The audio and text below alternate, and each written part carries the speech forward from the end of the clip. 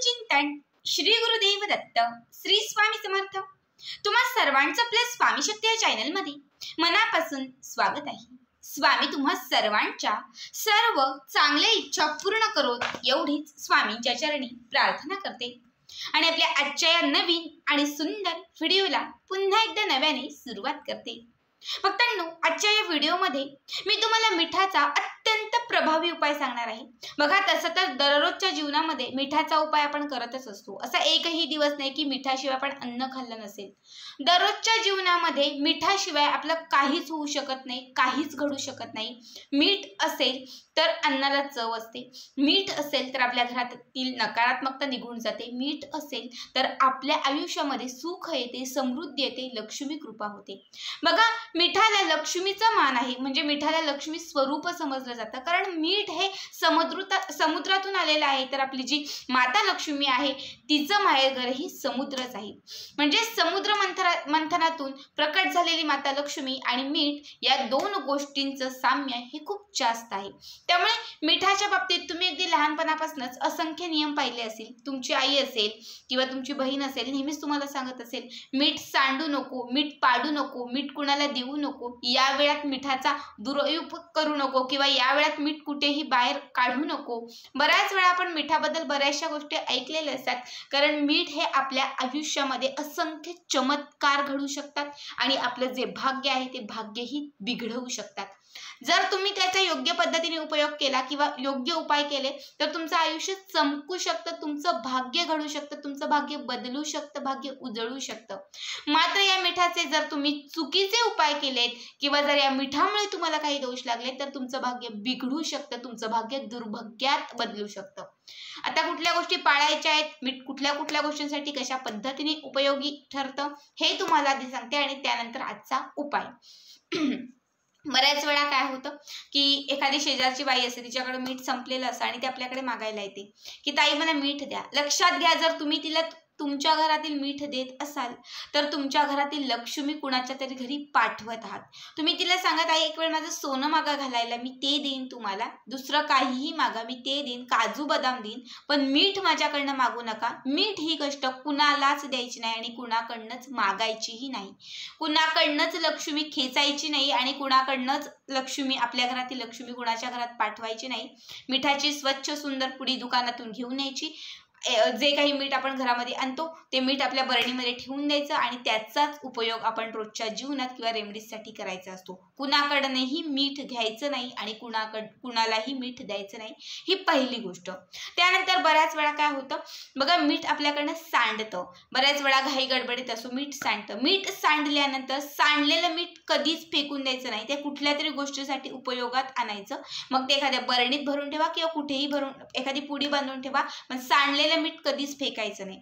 बऱ्याच वेळा आपण स्वयंपाक करत असताना हातातून मीठ खाली पडतं फरशीवरती आणि आपण तसंच त्या मिठावरती चालत राहतो। लक्षात ठेवा, तुमच्या पायाने तुम्ही लक्ष्मी तुडवत आहात। जर असं काही होत असेल, मीठ थोडं का होईना हातातून खाली सांडलं असेल तर कधी त्याच्यावरती पाय द्यायचा नाही, ते स्वच्छ साफ करायचं आणि त्यानंतर पुढची कामं करा, तरच घरामध्ये माता लक्ष्मी टिकेल, तरच घरामध्ये पैसा टिकेल।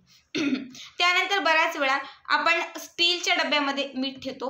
बघा, जे लोक स्टीलच्या डब्यात मीठ ठेवतात त्यांनी लक्षात ठेवा, मिठाचा जो संबंध आहे तो राहूशी संबंध आहे आणि राहूचा आणि लक्ष्मीचं, म्हणजे राहू आणि लक्ष्मी या दोघांचं कधीच मिलन होत नाही। जर तुम्ही स्टीलच्या डब्यामध्ये मीठ ठेवत असाल तर तुमच्या आयुष्यामध्ये, तुमच्या घरामध्ये फक्त कलह होतील, अशुभ गोष्टी घडतील, ज्याला आपण अकालीन एखादं संकट म्हणतो ते एखादं अकालीन संकट तुमच्यावरती ओढावू शकतं। त्यामुळे मीठ जे आहे ते कधी पण काचेच्याच बरणीमध्ये किंवा काचेच्या डब्यात ठेवायचं असतं, कारण सूर्य आणि राहू यांची जेव्हा युती होते तेव्हा सर्व ज्या गोष्टी त्या मनासारख्या घडतात आणि त्यामुळे जर तुम्ही काचेच्या बरणीमध्ये मीठ ठेवलं तर घराची भरभराट होते, घरात पैसा येतो, आलेला पैसा टिकतो। बरेच लोक प्लास्टिकच्या डब्यामध्ये मीठ ठेवतात, तर ही चुकीची गोष्ट आहे। प्लास्टिक आणि स्टीलमध्ये कधीच ठेवू नका।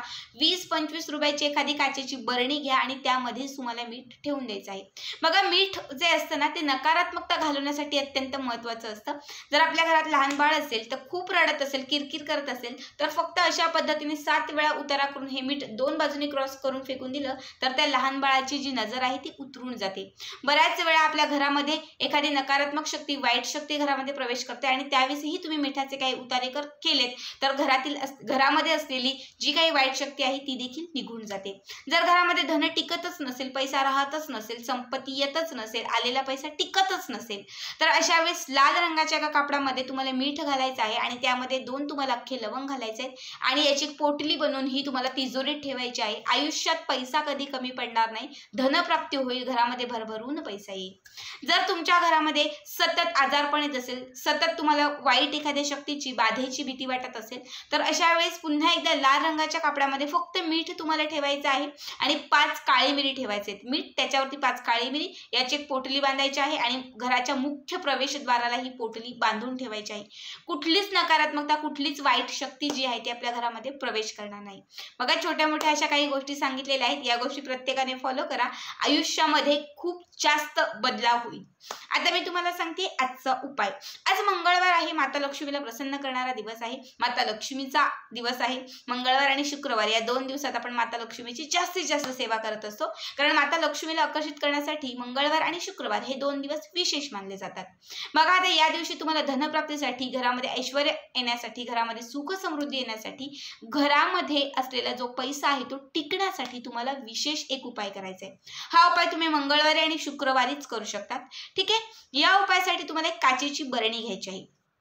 काचेची छोटी मोठी कुठली बरणी घ्या, दिवसभरात कधीही हा उपाय केला तरीही चालेल. एक बरणी घ्यायची आहे, या बरणीमध्ये तुम्हाला मीठ घालायचं आहे. खड्यांचं असेल तर ते टाका, बारीक वाटलेलं मीठ असेल तर ते टाका. घरात जे रोज यूज करतो ते मीठ घ्यायचं नाहीये. दुकानातून 20 ते 25 रुपयाची एखादी पुडी आणायची आहे आणि त्यातलं मीठ तुम्हाला या बाटलीमध्ये, या डब्यामध्ये घालायचं आहे. ठीक आहे. काचेच्या बरणीमध्ये मीठ घालून तुम्हाला या मिठामध्ये एक अत्यंत विशेष गोष्ट ठेवायची आहे. ती म्हणजे काय, तर एक लाल रंगाचा कापड घ्यायचा आहे. एक छोटासा लाल रंगाच्या कापडाचा तुकडा घ्यायचा आहे आणि या लाल रंगाच्या कापडामध्ये एक अख्खं हळकुंड ठेवायचंय. अख्खं हळकुंड लाल रंगाच्या कापडामध्ये ठेवून त्याची पोटली करायची आहे. अगदी एवढीशी पोटली होईल ती, आणि ती छोटीशी पोटली तुम्हाला, हळकुंड नसेल ज्यांच्याकडे त्यांनी घरामध्ये जी बारीक हळद असते, जी पूजेसाठी, भाजीसाठी वापरतो, ती हळद ठेवली तरीही चालेल. हळकुंड आहे त्याने हळकुंड घ्या, नाहीतर साधी हळद घेतली तरी चालेल, हळदीची पावडर. ठीक आहे. ती एका कापडामध्ये बांधायची आहे आणि ती बांधून तुम्हाला ही जी पोटली आहे ही तुम्हाला त्या मिठामध्ये दाबून ठेवायची आहे. म्हणजे मीठ थोडंसं बाजूला करा, त्याच्यामध्ये ही पोटली ठेवा, वरती पुन्हा मीठ घालायचं आहे. मिठाच्या बरणीला एक, म्हणजे मिठाची जी बरणी आहे त्याला डायरेक्ट झाकण नाही लावायचं, तर त्याच्यावरती लाल रंगाचा कापड ठेवायचा आणि मग त्याचं झाकण लावायचं. ठीक आहे. आता ही जी मिठाची बरणी आहे ही तिजोरीमध्ये ठेवून देऊ शकतात, देवघराच्या बाजूला ठेवू शकतात, किंवा घराचा जो पूर्व भाग आहे या पूर्व भागामध्ये तुम्ही ही जी बरणी आहे ती ठेवून द्यायची आहे. ठेवल्यानंतर एका विशिष्ट दिशेला ही बरणी तुम्हाला ठेवून द्यायची आहे. ठेवल्यानंतर तुम्हाला काय करायचं आहे, कुंकू घ्यायचं आहे. तुमच्या घरामध्ये जे पूजेसाठी तुम्ही कुंकू वापरता ते कुंकू एका वाटीमध्ये घ्यायचं आहे आणि या 3 बोटांनी जसं आपण कुंकुमार्चन करतो तसं त्या बरणीच्या वरती, बरणीच्या झाकणावरती तुम्हाला कुंकुमार्चन करायचं आहे. सलग 7 दिवस, मंगळवार म्हणजे आजच्या मंगळवारपासून गेलं, मंगळवार, बुधवार, गुरुवार, शुक्रवार, शनिवार, रविवार, सोमवार, 7 दिवसांपर्यंत तुम्हाला हे कुंकुमार्चन करायचं आहे. 3 बोटांनी तुम्हाला कुंकू टाकायचं आहे. कुंकू टाकत असताना तुम्हाला श्री सूक्त किंवा महालक्ष्मी अष्टकम म्हणायचं आहे 3 वेळा. 3 वेळा महालक्ष्मी अष्टकम किंवा श्री सूक्त जे आहे ते फलश्रुती सहित म्हणायचं आहे. असं सलग तुम्हाला 7 दिवस करायचं आहे. दररोज सकाळ, टायमिंग एकच ठेवा, सकाळ किंवा संध्याकाळ. ठीक आहे. एकाच टायमाला तुम्हाला हे करायचं आहे. जेव्हा 7वा दिवस संपेल, जेव्हा 8वा दिवस असेल म्हणजे पुढचा मंगळवार असेल. ठीक आहे. मंगळवारच्या दिवशी तुम्हाला काय करायचं आहे, ही जी बरणी आहे ह्या बरणीचं जे वरचं झाकण तुम्ही ज्याच्यावरती कुंकुमार्चन केलेलं आहे ते अलगद काढून बाजूला ठेवून द्यायचं आहे. ही बरणी उघडायची आहे. यामध्ये ठेवलेलं तुम्ही हळकुंड किंवा जी हळदीची पुडी आहे ती बाहेर काढायची आहे आणि ते कुंकू आणि ती हळदीची पुडी एका छोट्याशा डब्बीमध्ये तुम्हाला ठेवून द्यायची आहे. एक छोटीशी अगोदरच डब्बी घ्या, प्लास्टिकची, काचेची कुठली पण घ्या. त्या डब्बीमध्ये हे हळकुंडाची पुडीच डायरेक्ट ठेवली तरी चालेल किंवा खोलून ते हळकुंड काढा आणि त्याच्यामध्ये ठेवा डब्बीमध्ये आणि त्यामध्ये तुम्हाला ते जे कुंकुमार्चन केलेलं कुंकू आहे ते कुंकू तुम्हाला ठेवायचे। ही डब्बी आयुष्यभर तिजोरीमध्ये, व्यवसाय असेल तर व्यवसायाच्या गल्ल्यामध्ये किंवा तुमच्या देवघरामध्ये तुम्हाला ठेवून द्यायचे आहे। आणि जे बरणीमध्ये मीठ होतं हे मीठ तुम्हाला तुमच्या बाहेर, घराच्या बाहेर एखादं झाड असेल त्या झाडाच्या बाजूला किंवा मग तुम्ही तुमच्या घराच्या बाजूला एखादा ओढा, तलाव, नदी असेल तर त्यामध्ये तुम्हाला हे मीठ सोडून द्यायचं, म्हणजे तुम्हाला हे जे मीठ आहे ते पाण्यामध्ये घालायचं आहे। किंवा मग काहीच नसेल आजूबाजूला तर तुमच्या घरामध्ये जे बेसिंग असतं त्या बेसिंगमध्ये हे मीठ बरणीने तुम्ही खाली होता आणि त्यावरती नळ लावा, म्हणजे पाणी किंवा मघाती तुम्ही ते पाणी टाकून ते जे मीठ आहे ते मीठ त्या पाण्यामध्ये विरघळून जाईल। बरणी पुन्हा रियूज करू शकतात आणि जी डब्बी तुम्हाला सांगितली होती ती तुम्हाला तुमच्या देवघरात किंवा कुठल्याही ठिकाणी जिथे पवित्र जागा आहे त्या ठिकाणी तुम्हाला ठेवून द्यायची आहे। 8 दिवसांच्या आत काय घडेल तर बघा, मीठ म्हणजे माता लक्ष्मी आणि हळकुंड ज्याच्यामध्ये भगवान श्री विष्णूंचा वास असतो। ठीक आहे, हळदीमध्ये भगवान श्री विष्णूंचा वास असतो आणि मिठामध्ये माता लक्ष्मीचा वास असतो। जेव्हा 8 दिवस या बरणीमध्ये या दोनही गोष्टी तुम्ही ठेवून या दोनही गोष्टींची पूजा करणार आहात, त्यावरती तुम्ही कुंकुमार्चन करणार आहात, तेव्हा लक्षात घ्या या दोघांचीही अखंड कृपा तुमच्या घरावरती होणार आहे।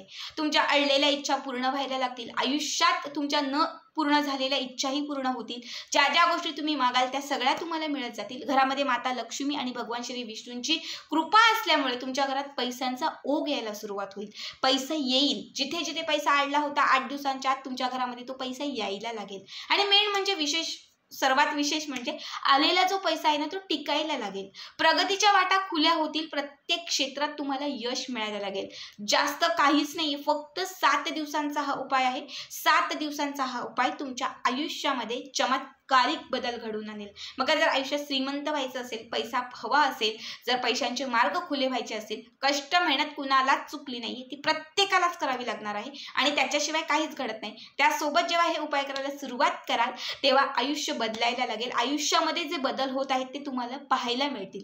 बघा, उपायांनी आपलं आयुष्य घडतं, उपायांनी आपल्या नशीब आपल्याला साथ देतं। अत्यंत साधा सोपा उपाय आहे, मात्र हा उपाय तुमच्या आयुष्यामध्ये तुमच्या सर्व इच्छा पूर्ण करेल आणि मेन म्हणजे तुमच्या घरामध्ये लक्ष्मी कृपा घडवेल। तर आजचा हा उपाय कसा वाटला नक्की कळवा आणि पुढचे व्हिडिओ पाहण्यासाठी चॅनलला सबस्क्राईब करा। श्री स्वामी समर्थ, जय जय स्वामी समर्थ।